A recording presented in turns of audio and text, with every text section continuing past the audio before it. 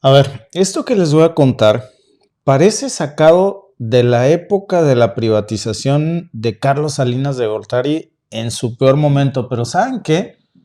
Hasta Salinas se quedó corto. Ucrania está en medio de una guerra devastadora, pero encima de eso también tiene una crisis económica terrible que los está ahorcando. ¿Y saben qué acaba de hacer Zelensky, el gobierno de Zelensky?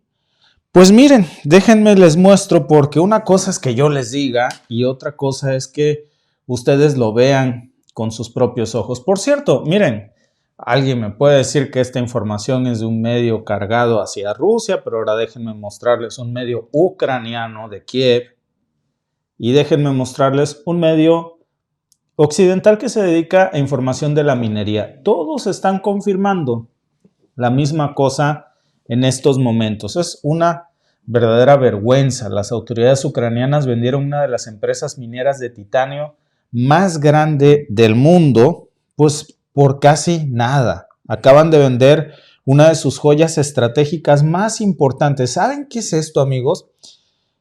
Era la única esperanza que tenían de medio recuperar su economía y la vendieron por una cifra que es más que ridícula, es un chiste, de verdad. Por eso todas estas notas que ven ustedes aquí que les estaba yo mostrando, hablan acerca de esto es extraño en medio de una guerra. Vean la información que traen, digo, solamente los medios del lado ruso lo dicen como es, las autoridades ucranianas vendieron por casi nada. Esto es corrupción extrema. Ucrania vende una de las empresas del estado de titanio en una subasta de privatización.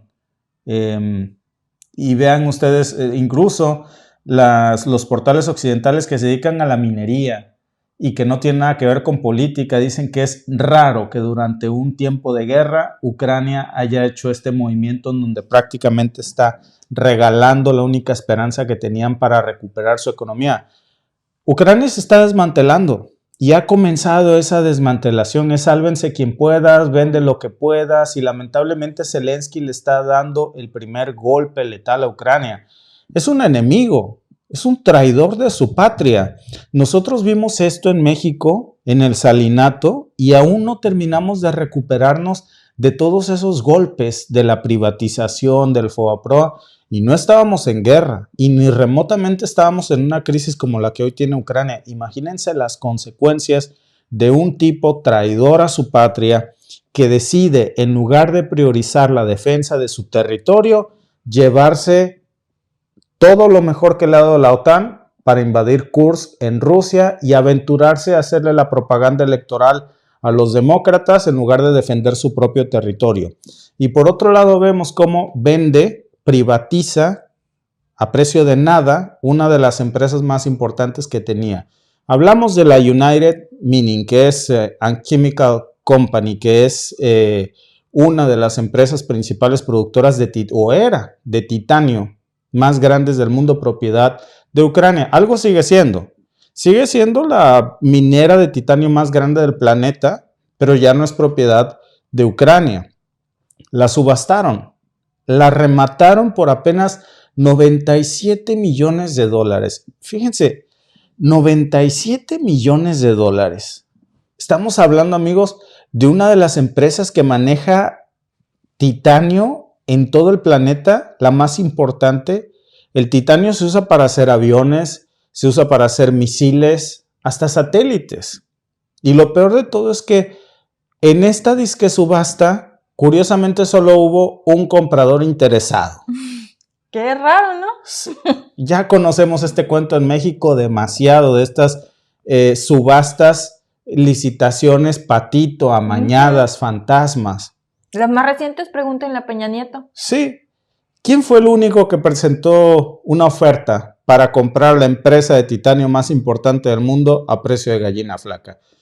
Pues un tipo llamado Nassif Kazanov, que es un empresario azerbaiyano muy importante que controla Vodafone Ucrania, que es una de las operadoras de telecomunicaciones más grandes del país y también se extiende en toda Europa.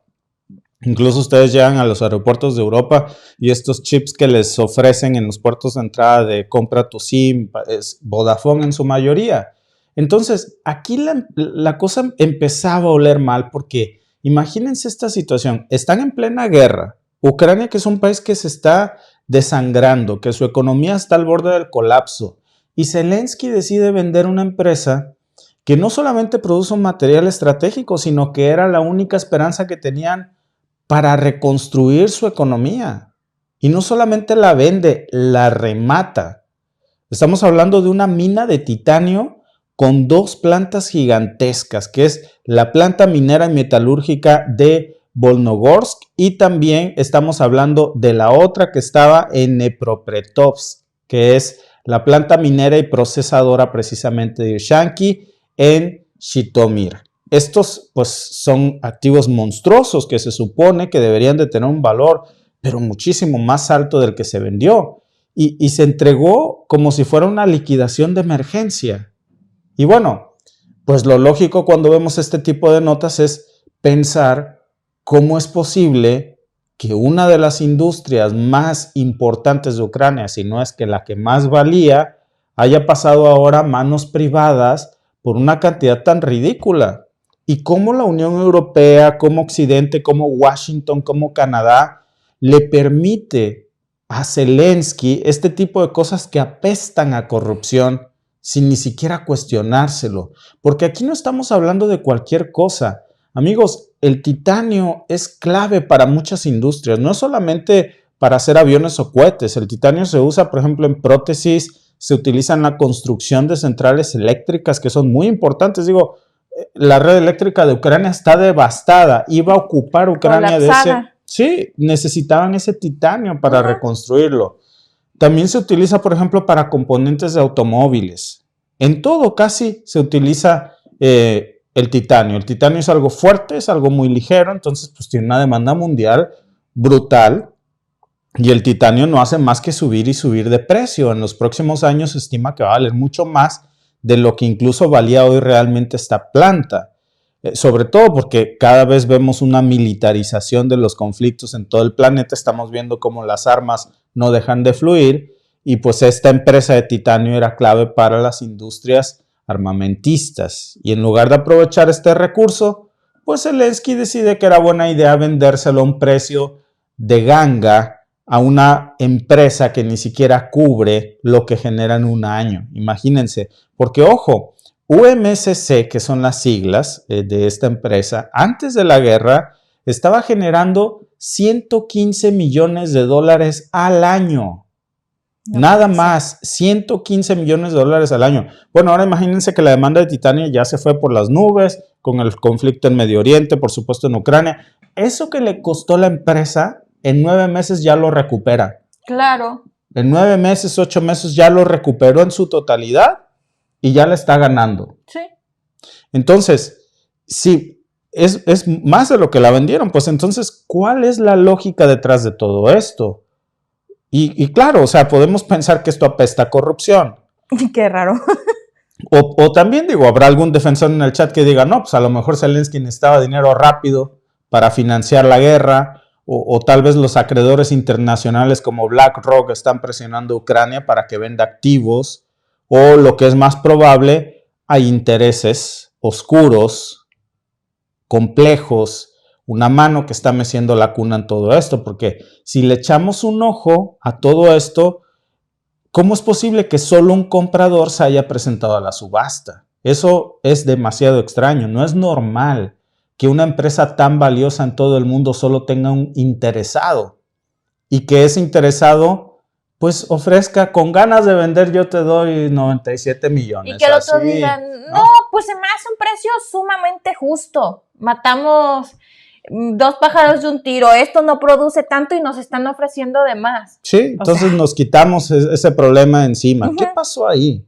¿Nadie más quiso comprar? ¿O fue una licitación amañada? Tal vez a otras empresas no se les permitió competir o se les pusieron requisitos pues, que eran imposibles de cumplir. Esto ya lo sabíamos, amigos. Este tipo de jugadas no son extrañas para los que conocemos una historia como la de Salinas en México. Pero en Ucrania esto tampoco es raro, ¿eh? No es la primera vez que vemos este tipo de jugadas sucias. Desde que inició este conflicto, en el 2014, no hablamos de esta última vez, Ucrania había hecho lo mismo con activos estratégicos. Utiliza estas guerras para despojar de sus cosas más valiosas a su propio país por corrupción. Tienen un problema terrible de corrupción en Ucrania. Es uno de los países más corruptos del mundo. Incluso el Fondo Monetario Internacional, incluso el Banco Mundial, ya habían adelantado que este iba a ser un problema. Ha habido muchísima insistencia en que Ucrania combata este flagelo de la corrupción. En parte, pues podría decirse que necesitaban liquidez, pero ¿qué clase de liquidez es esta? También hay que aceptar que tienen una presión brutal por parte de instituciones, repito, no solamente como el Fondo Monetario Internacional y el Banco Mundial, ahora también ya traen encima las garras de BlackRock para que consigan dinero rápido, pero esto suena a que alguien se está hinchando la bolsa precisamente de dinero sucio.